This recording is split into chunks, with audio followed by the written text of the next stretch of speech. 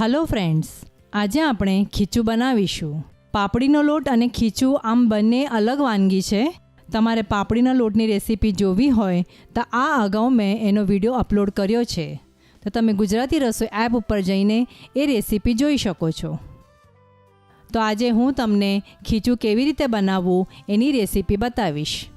સૌપ્રથમ એક તપેલામાં 4 કપ પાણી ઉકળવા માટે મૂકીશું. ત્યારબાદ એમાં 1 ટીસ્પૂન જીરું, 1 ટીસ્પૂન અજમો, સ્વાદ પ્રમાણે મીઠું અને 1 થી 1.5 ટીસ્પૂન ક્રશ કરેલા લીલા મરચાં નાખીશું.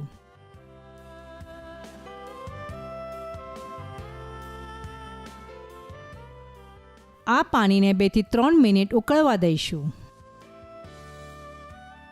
2 થી 3 મિનિટ પાણી ઉકાળ્યા બાદ બતાવ્યા પ્રમાણે પાણીનો રંગ બદલાઈ જશે. ત્યારબાદ એમાં 1/4 ટીસ્પૂન પાપડ ખાર અથવા સોડા અને 1 કપ ચોખાનો લોટ નાખીને હલાવી લઈશું.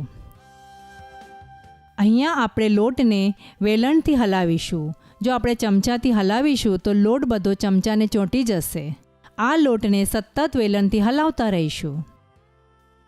હલાવતી વખતે ગેસની ફ્લેમ એકદમ જ લો રાખીશું. મિત્રો, ખીચું તમારે જ્યારે ખાવું હોય ને ત્યારે 5 થી 7 મિનિટ અગાઉ જ કરશો. આ ખીચું ઠંડુ સારું નહીં લાગે. તપેલાને ઢાંકીને 2 થી 3 મિનિટ આ લોટને કૂક થવા દઈશું.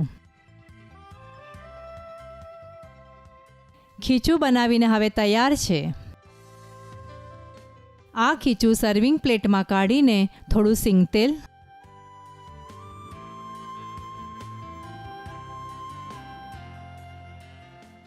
અને અથાણાનો મસાલો સ્પ્રિંકલ કરીશું.